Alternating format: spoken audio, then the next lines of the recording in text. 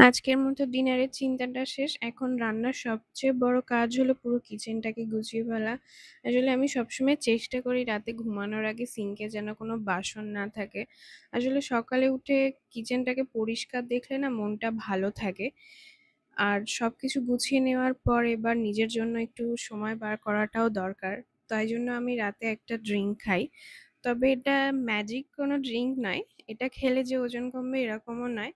আমি এটা একটা স্বাস্থ্যকর অভ্যাস হিসাবে মানার চেষ্টা করি, তাই প্রতিদিন রাত্রে খাই।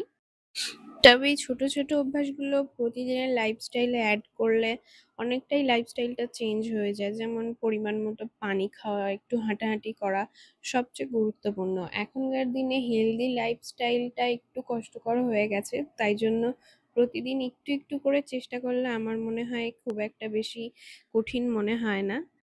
এখানে আমি একটা কথা বলে রাখি, আমি যে চিকেনের রেসিপিটা বানিয়েছি যদি তোমাদের কারোর প্রয়োজন হয়, মনে হয় যে হেল্পফুল, হ্যাঁ, আমাদের ওয়েট লসের জন্য এটা হেল্প করতে পারে। একেবারে হেলদি জিরো অয়েলে বানানো চিকেন মালাই কাবাব তোমরা ট্রাই করতে পারো।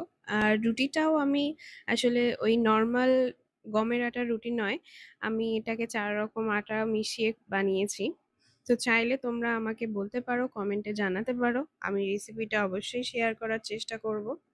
আর এই যে বললাম না যে একটা ড্রিঙ্ক খাই আমি, সেটারই রেডি করে নিচ্ছিলাম। সবকিছু করার পর রান্নাঘরটাও গোছানো হয়ে গেছিল। আসলে কাজের মধ্যে মধ্যেই অল্প অল্প করে ক্লিন করতে থাকলে না পরে রাত্রে আর অনেকটা বেশি মনে হয় না। তাই আমি কাজের মধ্যে মধ্যেই করে নিই। আর সবকিছু করার পর এখন কিচেনটা এমন লাগছে। তো আজকের জন্য এতটুকুই।